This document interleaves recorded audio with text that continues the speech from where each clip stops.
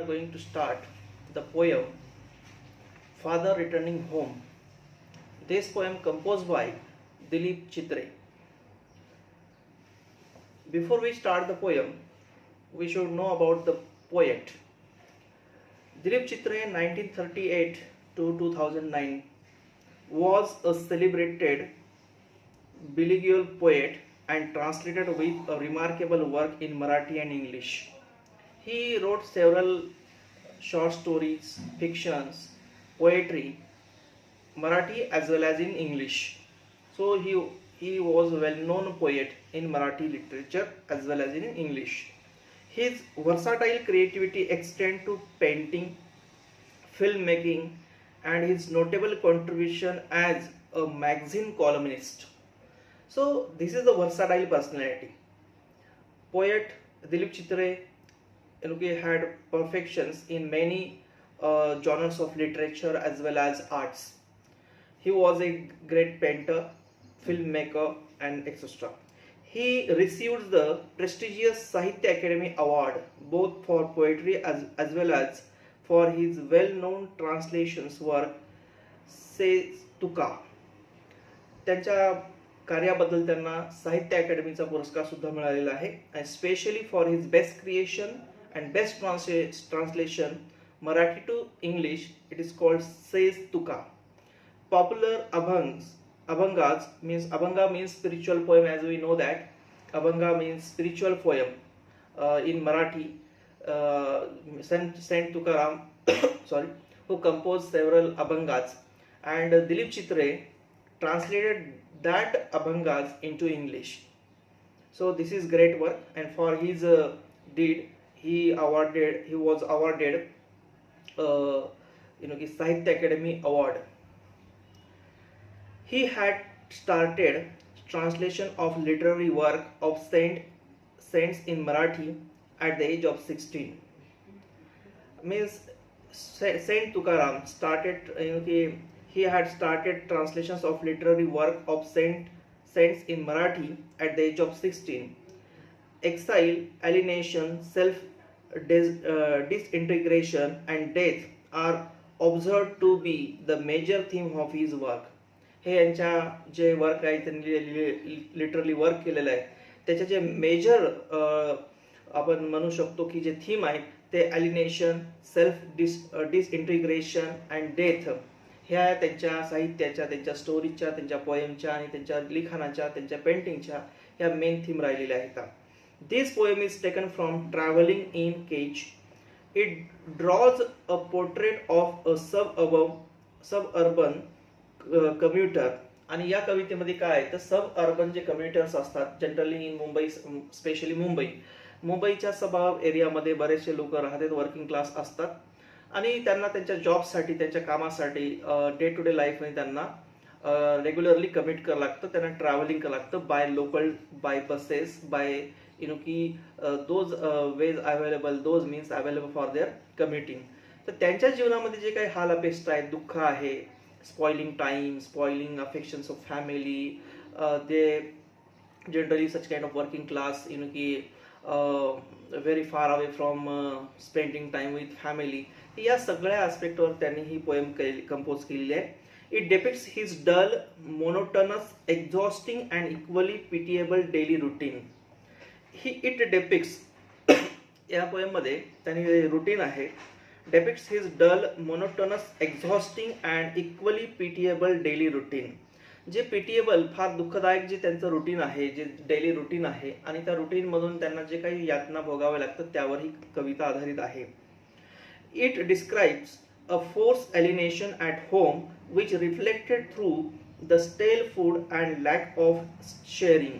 Actually या कवितेमधून आपल्याला समजून जाईल सॉरी की जे त्या अशा व्यक्तींचं जे जीवन आहे तर घराच्या बाहेर तर त्यांना means they are facing lots of struggle, lots of problems in their life, but at the same time whenever they reach home there also they find some difficulties, they are facing some problems. So त्याचं इथं sharing केलेलं आहे त्यांनी. ही children refuse to, म्हणजे जे लोक असे working क्लासवाले आहेत जर थकून भागून घरी येत असतील तर त्यांची सिच्युएशन कशी असते, his children refuse to share their joys and sorrows with the hard working father who as a result is forced to retire into solitude. आणि घरामध्ये आल्यानंतर त्या व्यक्तीचे मुलं त्याला रिस्पेक्ट देत नाही. अशा वडिलाला ते त्यांचा आल्यानंतर वेलकम कुठलंही वॉर्मली होत नाही. हे children refuse to share their joys and sorrows with such kind of father. की जे स्ट्रगलिंग वाले फादर आहेत, खूप कष्ट करून आपल्या कुटुंबाच्या पोट भरण्यासाठी ते रोज तासनतास जर्नी करतात आणि घराच्या बाहेर जातात. परत आल्यानंतर त्यांचं वॉर्म वेलकम तर होतच नाही, पण ॲट द सेम टाइम त्यांची जे मुलं आहेत ते रिफ्यूज टू इंटरॅक्ट देम. त्यांच्याशी संवाद सुद्धा त्यांची मुलं साधत नाहीत. ना त्यांचा आनंद शेअर करतात ना दुःख शेअर करतात. अशा वडिलांकडे इग्नोरेबल फादर आपण त्याला म्हणू शकतो. आणि दुसरी महत्वाची गोष्ट and so with the hard working father. Father far hard working figure आहे, मेहनत करणारा कष्टकरी वडील आहे.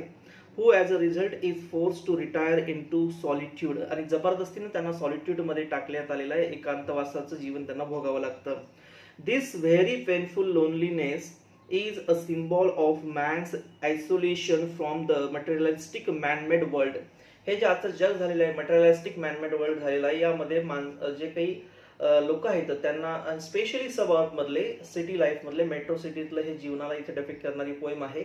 की या कवितेमध्ये एका वर्किंग क्लास व्यक्तीचं जीवन किती स्ट्रगलिंग आहे.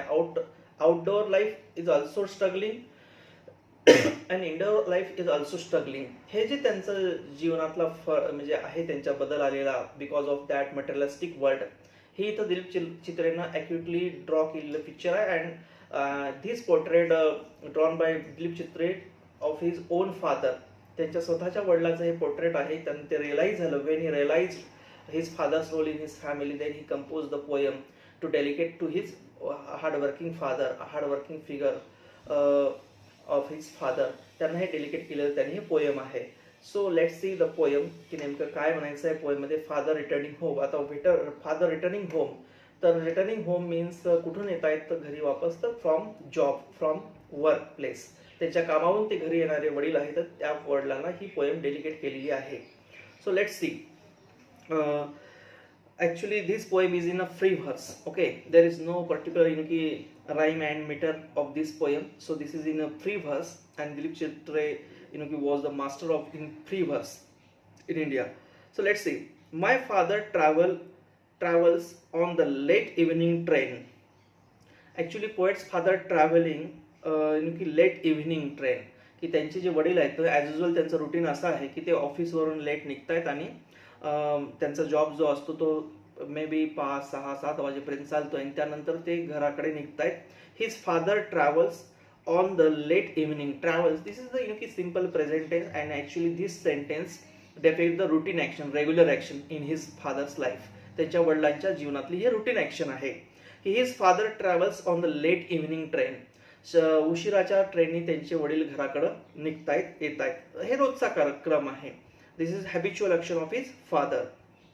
Standing among silent commuters in the yellow light. Commuters means those people who travel regularly from one place to another place, typically for work. याला आपण कम्युटर्स म्हणतो. ये जा करणारे, अपडाऊन करणारे जे लोक असतात ते, आणि कामाच्या निमित्तानं म्हणा ते ये जा करणारे लोक असतात त्यांना आपण कम्युटर्स असं म्हणतो. Standing among silent commuters in the yellow light. Actually silent commuters, this is the symbolic word. Actually त्या ज्या ट्रेननं लोकलनं ते प्रवास करतायत धक्के खात बिचारे, तर त्यामध्ये सायलेंट कम्युटर्स आहेत. Means there was neither any friend nor colleague with them. Okay, all people in that train totally unknown. They did not know with each other. So that kind of isolation means after lots of work, after a toiling, when they reach into the local train, there was such a crowdy atmosphere. In that crowd, that person totally in isolation. कि just भीड़ से गुजरा हो मगर इस बाजार का तरफदार no, अशा प्रकारचं आपण इथं म्हणू शकतो. की एवढ्या गर्दीमध्ये राहून सुद्धा ते एकटेच फील करतायत, त्यांना कोणीही बोलत नाही. His father didn't gossip with anyone. अशा प्रकारचं त्यांना एकट्याचं असं जीवन स्पेंड करावं लागलेलं आहे. Standing among silent commuters in the yellow light. की त्या येलो लाईट की ज्या ट्रेनमध्ये जनरली जो लाईट असतो तो त्यांच्या चेहऱ्यावर रिफ्लेक्ट करतो. येलो लाईट रिफ्लेक्ट करतो. Actually this light symbolize this word. Actually yellow here symbolizes that alienation, dullness असं आपण म्हणू शकतो. बोरिंगनेस याच्याशी येलो कलर हा आपण मॅच करू शकतो. एक बोरनेस आहे, डलनेस त्यांच्या जीवनामध्ये आहे. तो येलो वर्ड हा सिम्बलाइज करणार आपल्याला डलनेस किंवा बोरिंग लाईफची. Standing among silent commuters, there were lots of people but they did not gossip with each other because they all unknown with each other. सगळे एकमेकाशी अननोन आहेत त्या ट्रेनमध्ये बसणारे लोक, म्हणून त्यांचा काही गॉसिप वगैरे त्या ट्रेनमध्ये बाय ड्युरिंग देअर जर्नी होत नाही आहे. Sub slide past his unseeing eyes. Sub म्हणजे शहराशी निगडीत असलेले जे उपनगर असतात त्यांना आपण सब म्हणतो. जसं for example, take an example, Mumbai आहे तर मुंबईच्या आसपासचे जे आपण ऐकतो जसं कल्याण, ठाणे, दादर, विक्रोळी हे असे काही गावं आपण ऐकतोय तर it's called suburb areas. Okay, generally हे एरियाज असतात ना हे मुंबई सारख्या मेट्रो सिटीच्या कनेक्टेड असणार, तर त्याला आपण सबअर्ब म्हणतो. आणि रायटर वर्किंग क्लास आहे तो मे बी तो कामासाठी मुंबईला जात असेल आणि तिथून त्याचं घर जे आहे ते लॉंग कुठेतरी सबअर्ब मध्ये आहे. एक तास प्रवास करून त्याला त्या डेस्टिनेशनवर त्याच्या घरी पोहोचायचं आहे. Suburbs slide past his unseeing eyes. आणि इथून सबअर्ब्स जात आहेत म्हणजे ट्रेन एकदम फास्ट जाते पुढे आणि त्याच्यातून खिडकीतून त्याला सबअर्ब्स पाठीमागे जाताना दिसतात. To his unseeing eyes, actually unseeing eyes actually त्याच्या डोळ्याला हे दिसत पण नाहीत ते गाव इतक्या फास्टली. त्या आपण जेव्हा बसनी वगैरे प्रवास करतो ट्रेननी तर आपल्याला बरेचसे गावं ट्रेनमधून जाताना पाठीमागे जाताना दिसत आहेत, तर आपण त्यांना क्लिअरली पाहू शकत नाही. That's why here poet says that unseeing eyes, की ते नुसते त्यांना ओझर तर दिसतंय, चित्र दिसतात, लाईट वगैरे गावाची दिसत आहेत, पण त्यांना क्लिअरली तो व्हिजन नाही. की अनेक सबअर्ब्स त्यांच्या डोळ्याच्या खालून जात आहेत पण ते clearly he didn't see that suburbs. Suburbs slide past, ते फटाफट गावं मागं सारत आहेत, जात आहेत. His unseeing eyes, actually this is an example of paradox. हे पॅराडॉक्सचं एक्झाम्पल आहे. अनसीइंग आईज कसं राहू शकते, आईज तर पाहत असतं ना, अनसीइंग आईज म्हणजे डोळ्याला न दिसणारे, तर डोळे तर दिसण्यासाठीच असतात ना, आपण पाहू शकतो डोळ्याला, पण unseeing eyes mind this is an example of paradox. Okay, suburb slide past his unseeing eyes. His shirt and pants are soggy. His shirts and pants, I mean in this poem poet describes his entire figure of his father, working class father. त्यांचे जे मेहनत करणारे, काबाड कष्ट करणारे वडील आहेत त्यांची पूर्ण फिगर आपल्या डोळ्यापुढे कवी उभी करतोय. He shirt and pants are soggy, त्यांचे शर्ट आणि पॅन्ट सॉगी म्हणजे मॉइश्चर झालेले, ओलसर झालेले आहेत. Maybe here poet describe the timing of that situation and that was the rainy season. During rainy season त्याच्या वडिलाचे जे शर्ट आणि पॅन्ट्स आहेत ते सॉगी झालेले आहेत, ओलसर झालेले आहेत because of rain. And his black raincoat stained with mud and his bag stuffed with books. His shirt and pants are soggy. And at the same time his black raincoat stained with mud. त्यांचा जो black raincoat आहे, जो पावसापासून बचाव होण्यासाठी जो वापरण्यात येणारा रेनकोट आहे तो स्टेन झालेला आहे, मडने, चिखल त्याला लागलेला आहे. And his bag stuffed with books. त्यांच्या बॅगमध्ये भरपूर असे बुक्स आहेत, मे बी ते ऑफिसचे काही बुक्स असतील, फाईल्स असतील, ते रोज कॅरी करतायत. Is falling apart. His eyes dim by age. It's falling apart. सगळं काही स्कॅटर्ड लाईफ आहे त्यांचं. त्या बुक जसे ते फॉलिंग अपार्ट आहेत, बॅगमध्ये अस्ताव्यस्त पडलेले बुक आहेत, तशा प्रकारचं त्यांचं जीवनही सुद्धा तशा प्रकारचं अस्ताव्यस्त आहे. सिस्टमॅटिक त्यांच्या लाईफमध्ये असं काही नाही. His eyes dim by age. And because of age, old age person झालेले आहेत, त्यांचं वय भरपूर झालेलं आहे, रिटायरमेंटच्या नियर अबाउट पर्सन आलेले आहेत आणि त्या वयामध्ये त्यांच्या आयसाईट थोड्या वीक झालेल्या आहेत, डीम झालेल्या आहेत because of age. His eyes dim by age fade homeward through the humid monsoon night. And fade homeward through the humid monsoon night. आणि पूर्णपणे त्यांच्या आईज एकदम डीम झालेल्या आहेत, त्यांना क्लिअर विजन नाही आहे. फेड homeward through the humid monsoon night. आणि त्या ह्युमिडमध्ये, त्या दमट वातावरणामध्ये ते हे प्रवास करतायत, गरमीमध्ये वगैरे त्यांना हा प्रवास करावा लागतोय. मान्सून नाईट आहे आणि monsoon night, you can imagine that की मुंबईतला मान्सून कसा वर्स्ट असतो आणि किती पाऊस पडतो हेवीली. त्या इतक्या हालाकीच्या याच्यामध्ये त्यांना प्रवास करावा लागतोय, ह्युमिडमध्ये त्यांना प्रवास करावा लागतोय. Now poet can see him getting off the train. आणि ते तशाच पद्धतीनं घाईघाईत त्या ट्रेनवर उतरत आहेत. He can miss poet can see him getting off the train like a word drop from a long sentence. Actually he line फार मस्त आहे की now I can see him getting off the train, आणि तो त्याच्या वडिलाला पाहतो की ट्रेनच्या खाली उतरताना, कारण की ती ट्रेन काय करणार, लोकल ट्रेन आहे मुंबईतली, one place to another place जात राहणार ती एका ट्रॅकवर, आणि मध्ये मध्ये वेगवेगळे स्टेशन येणार, तिथं थांबणार 1-2 मिनिटासाठी आणि तिथं पॅसेंजर्स उतरणार, दुसरे काही चढणार आणि पुढे पुढे जाणार.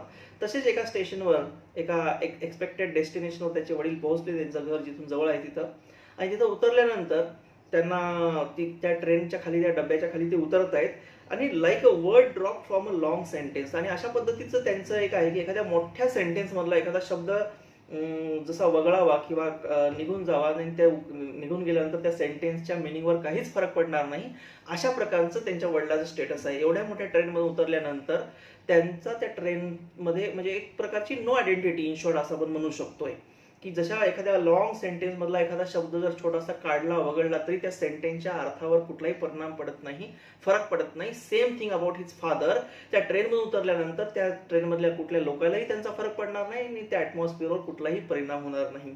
मीन्स सच काइंड ऑफ की small character, means he speaking about his father literally की means he was a very minor character in society, की त्यांच्या वडील एक सोसायटीतला एक या मोठ्या समाजातला एक छोटासा घटक आहे, त्या ट्रेनमधला एक छोटासा घटक आहे. ॲक्च्युली ट्रेनमधून उतरल्यानंतर ट्रेनला काही फरक पडत नाही असं म्हणण्यापेक्षा वी मस्ट से की that was the typicality, that means his father represent the typical middle class person, working class person, एक टिपिकल मिडल क्लास जो शहरामधला असतो, जो सर्व्हिस करतोय आणि त्याचं समाजामध्ये असणं आणि नसणं यानं काहीच फरक पडत नाही, अशा व्यक्तीला ते रिप्रेझेंट करणारं व्यक्तिमत्व म्हणजे त्यांचे वडील.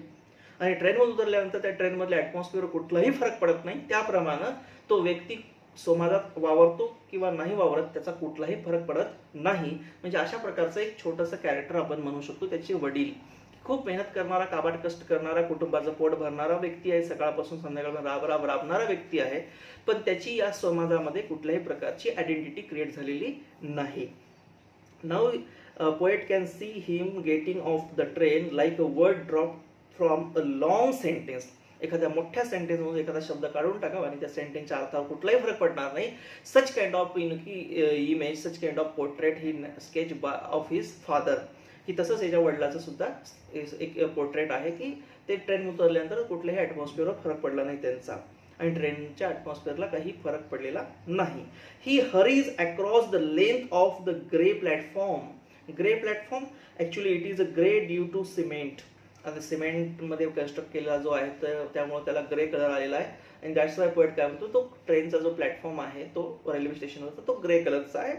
And grey due to cement, here grey suggest old age, dullness, sordidness of a father's life. पण हा इथं ग्रे कलर, जसा येलो कलर हा डलनेसला सिम्बलाइज करतो, तसा ग्रे कलर सुद्धा इथं सजेस्ट ओल्ड एज, म्हातारपणाला सजेस्ट करणार आहे, डलनेसला किंवा sordidness of his father's life, या गोष्टीला तो रिप्रेझेंट करणार आहे. त्यांच्या जीवनामध्ये कुठलाही न्यूनेस नाही, चार्मिंग लाईफस्टाईल नाही त्यांचं. He hurries across the length of grey platform, आणि तो त्या प्लॅटफॉर्म घराकडे ते घाईघाई निघालेले आहेत. त्यांना लवकरात लवकर घर जवळ करावं वाटतंय, कारण की दिवसभर तो राबलेला माणूस आहे, सकाळपासून बॉसच्या शिव्या खाल्लेला माणूस आहे, लॉट्स ऑफ प्रेशर, आणि याच्यामध्ये त्याला कुटुंबाची सुद्धा काळजी आहे, जेणेकरून त्याला लवकरात लवकर घरी जायचं आहे. दॅट्स वाय ही हरीड, तो घाईघाईनं रेल्वेच्या खाली उतरल्यानंतर घराकडे निघालेला आहे. Across the railway line, enters the lane, आणि त्या लेनमध्ये तो आलेला आहे आणि आता घराकडे निघालेला आहे. His chappals are sticky with mud but he hurries onward. He chappals are sticky, त्यांच्या चप्पल स्टिकी झालेल्या आहेत विथ मड, अशा चिखलामुळे त्यांच्या चप्पल जे फुटवेअर्स आहेत ते एकदम स्टिकी झालेले आहेत, त्याला पाय चिपकत आहेत, त्यांचे पाय रुतत आहेत. He chappals are sticky with mud but he hurries onwards, पण त्यांच्या त्या चपल्या आहेत पायामध्ये ओलसर झालेला आहे, मड लागलेला आहे, त्यामुळे ते नीटच्या पायामध्ये राहत पण नाही, पाय त्यांच्यावर स्लिपी होतोय, ग्रीप राहिले नाहीत त्या चप्पलला, तरी पण त्या तेवढ्या वर्स्ट सिच्युएशनमध्ये सुद्धा ते हरिडली घराकडे फास्टली त्यांच्या घराकडे निघालेले आहेत. कुठल्याही माणसाला कामानंतर थकून भागून आल्यानंतर घर लवकरात लवकर जवळ करावं वाटतं संध्याकाळच्या वेळेस. So this is the first stanza we have completed. So let's see